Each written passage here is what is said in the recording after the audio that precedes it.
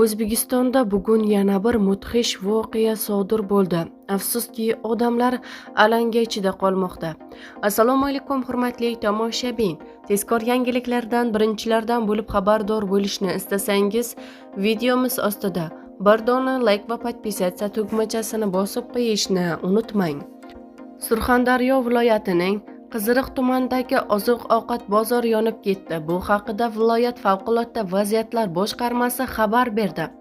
Ma'lum qilinishicha, kecha 9-may kuni soat 04:25 da Qiziriq tumani Ro'batak mahalla fuqarolar Qo'shbozor ko'chasida joylashgan bir-biriga tutash bo'lgan do'konlarda yong'in sodir bo'lgan. Voqea joyiga 6 ta qutqaruv bo'linmalari soat 04:27 da yetib borib, yong'in soat 05:30 da to'liq bartaraf etilgan. Mazkur yong'in oqibatida do'konlarning 70 kvadrat metr maydonda tom ichki qismi va mahsulotlari yonib zararlangan. Hududning 350 kvadrat metr maydoni saqlab qolingan.